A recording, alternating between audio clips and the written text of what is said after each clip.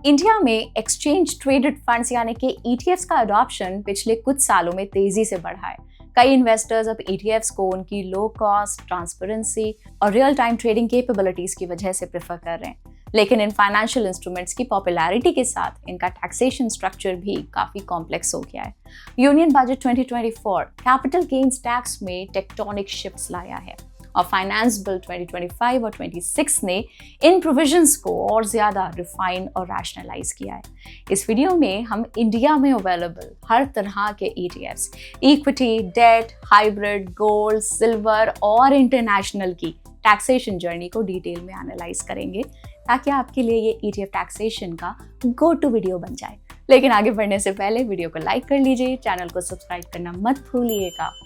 India में ETFs की taxation primarily दो फैक्टर्स पर डिपेंड करती है: underlying asset class, equity versus non equity, और होल्डिंग पीरियड, शॉर्ट टर्म या लॉन्ग टर्म। पहले टैक्सेशन रूल्स काफी फ्रैगमेंटेड थे, लेकिन अब इन्हें काफी सिंप्लीफाई कर दिया गया है। इक्विटी ओरिएंटेड ईटीएफ्स वो होते हैं जो कम से कम 65% एसेट्स डोमेस्टिक इक्विटी और इक्विटी ओरिएंटेड इंस्ट्रूमेंट्स में इन्वेस्ट करते हैं। बाकी ईटीएफ्स जैसे कि गोल्ड, सिल्वर और इंटरनेशनल नॉन इक्विटी कैटेगरी में आते हैं, और डेट ईटीएफ्स को स्पेसिफाइड म्यूचुअल फंड कैटेगरी में रखा गया है।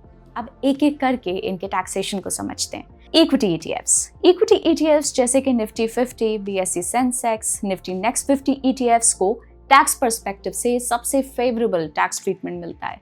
इनका टैक्सेशन इक्विटी म्यूचुअल फंड्स के बराबर रखा गया है।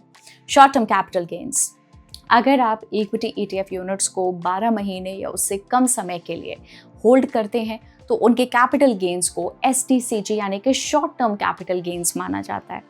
यूनियन बजट 24 ने एसटीसीजी रेट को 15% से बढ़ाकर 20% कर दिया है, जो 23 जुलाई 2024 के बाद से एप्लीकेबल है। ये flat 20% rate plus applicable surcharge और 4% सेस के साथ लगता है। इस मूव का लॉजिक रिटेल स्पेकुलेशन को कर्ब करना और लॉन्ग टर्म इन्वेस्टमेंट को इंसेंटिवाइज करना है। ट्रेडर्स के लिए अब चर्निंग कॉस्ट बढ़ गई हैं। पहले जहां 15% टैक्स लगता था, वहां 20% तक टैक्स कैपिटल गेन्स को हिट कर सकता है। लॉन्ग टर्म कैपिटल गेन्स: अगर इक्विटी ईटीएफ यूनिट्स का होल्डिंग पीरियड 12 महीने से ज्यादा है तो कैपिटल गेन्स एलटीसीजी यानी कि long term capital gains category में आते हैं। यूनियन बजट 2024 ने एलटीसीजी रेट को 10% से बढ़ाकर 12.5% कर दिया है, लेकिन एक बड़ी राहत ये दी गई है कि एनुअल एग्जेम्पशन लिमिट को 1 लाख से बढ़ाकर 1.25 लाख रुपए कर दिया गया है। एलटीसीजी कैलकुलेशन में अब इंडेक्सेशन का कोई रोल नहीं है, यानी कि आपका परचेस प्राइस इन्फ्लेशन के लिए एडजस्ट नहीं होगा। इसके इम्प्लीकेशन ये है कि हाई ग्रोथ पोर्टफोलियोज में जहां गेन्स 1.25 लाख से बहुत ज्यादा हैं, वहां टैक्स आउटगो बढ़ जाएगा, लेकिन छोटे इन्वेस्टर्स को 25,000 रुपए की एडिशनल एग्जेम्पशन थोड़ी रिलीफ देती है।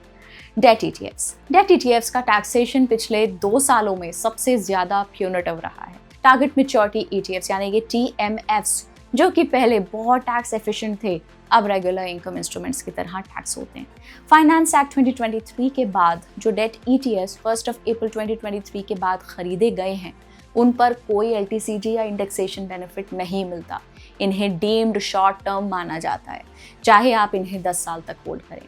कैपिटल गेन्स को आपकी टोटल इनकम में ऐड किया जाता है और आपके इनकम टैक्स स्लैब रेट यानी कि ओल्ड या न्यू इनकम टैक्स रेजिम के हिसाब से टैक्स किया जाता है। अगर आप 30% इनकम टैक्स ब्रैकेट में हैं तो आपके कैपिटल गेन्स पर 30% plus applicable surcharge plus cess लगेगा।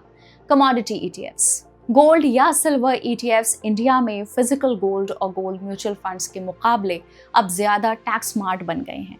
इसका रीजन है होल्डिंग पीरियड में डिस्पैरिटी, 12 मंथ रूल और LTCG benefit. Finance act 2024 budget ने एक सटल बट पावरफुल चेंज किया है। 1 अप्रैल 2025 से लिस्टेड कमोडिटी ईटीएफ्स को स्पेसिफाइड म्यूचुअल फंड की डेफिनेशन से बाहर कर दिया गया है। इसका रिजल्ट ये है: होल्डिंग पीरियड सिर्फ 12 महीने के बाद ये यूनिट्स लॉन्ग टर्म माने जाएंगे। कंपेयर कीजिए फिजिकल गोल्ड या गोल्ड म्यूचुअल फंड से, जहां क्लासिफिकेशन के लिए 24 महीने जरूरी हैं। STCG which is less than 12 months taxed as per income tax slab rate. LTCG means more than 12 months, taxed at 12.5% flat rate without indexation. यहाँ एक important nuance है। गोल्ड या सिल्वर ETFs को सेक्शन 112A की 1.25 lakh rupees की exemption नहीं मिलती क्योंकि वो इक्विटी ओरिएंटेड नहीं है, इसलिए पूरा LTCG 12.5% पे टैक्सेबल होगा। इन्वेस्टर्स के लिए अब गोल्ड या सिल्वर ETFs फिजिकल गोल्ड या सिल्वर से टैक्स के पर्सपेक्टिव से ज़्यादा बेटर हैं क्योंकि लॉन्ग टर्म कैपिटल गेन्स का बेनिफिट लेने के लिए होल्डिंग पीरियड अब आधा हो गया है। इंटरनेशनल ETFs दो टाइप के हो सकते हैं, वो जो इंडियन स्टॉक एक्सचेंजेस यानी कि NSE, BSE पे लिस्टेड हैं और ग्लोबल इंडिसेस यानी कि NASDAQ 100, S&P 500 इनको ट्रैक करते हैं, और वो जो बाहर के स्टॉक एक्सचेंजेस पे लिस्टेड हैं। हम यहाँ इंडियन स्टॉक एक्सचेंजेस पे लिस्टेड इंटरनेशनल ETFs की बात करेंगे। इन्हें पहले डेट फंड्स की तरह इनकम टैक्स स्लैब रेट पे टैक्स किया जाता था अगर अप्रैल 2023 के बाद खरीदे गए हों, लेकिन 1 अप्रैल 2025 से इनका स्टेटस चेंज हो जाएगा। इन्हें स्पेसिफाइड म्यूचुअल फंड नहीं माना जाएगा अगर वो 65% से कम डेट होल्ड करते हैं। LTCG होल्डिंग पीरियड 12 महीने क्योंकि ये इंडियन स्टॉक एक्सचेंजेस पे लिस्टेड सिक्योरिटीज हैं। Tax rate 12.5% LTCG after 1 year और STCG as per income tax slab rate. इस चेंज ने इंटरनेशनल ETFs को इंटरनेशनल फंड ऑफ फंड्स के ऊपर टैक्स एज दे दी है। इंटरनेशनल FOFs के लिए LTCG स्टेटस 24 महीने बाद मिलता है, जबकि इंटरनेशनल ETFs के लिए ये सिर्फ 12 महीने है। याद रहे, इंटरनेशनल ETF से मिलने वाले कोई भी डिविडेंड्स इन्वेस्टर्स की टोटल इनकम में ऐड होते हैं और उन पे उनके स्लैब रेट के हिसाब से टैक्स लगता है। हाइब्रिड ETFs वो होते हैं जो इक्विटी और डेट दोनों में इन्वेस्ट करते हैं।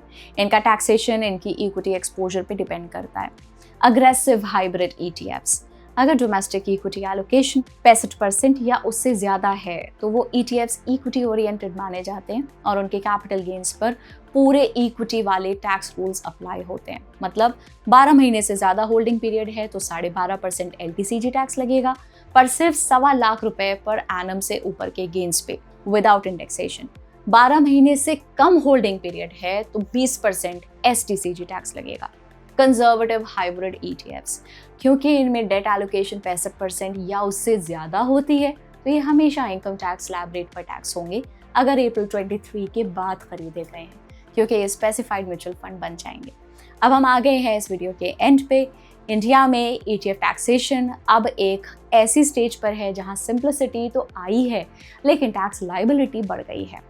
इक्विटी ETFs पे 12.5% फ्लैट LTCG टैक्स अब भी वेल्थ क्रिएशन के लिए बेटर एसेट क्लास हो सकता है।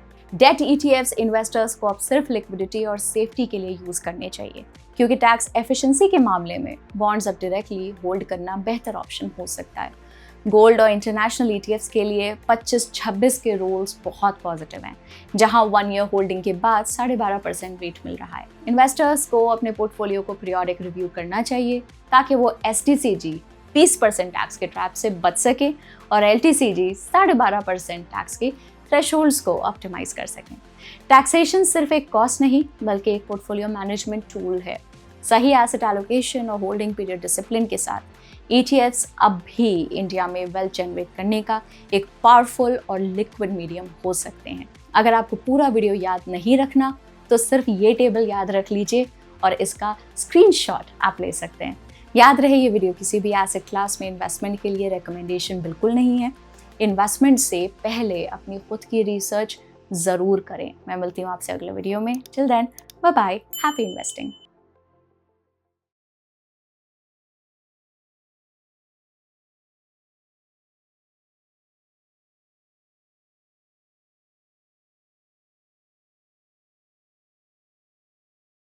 Investment in securities market are subject to market risks. Read all the related documents carefully before investing. Please read the risk disclosure documents carefully before investing in equity shares, derivatives, mutual fund, and or other instruments traded on the stock exchanges.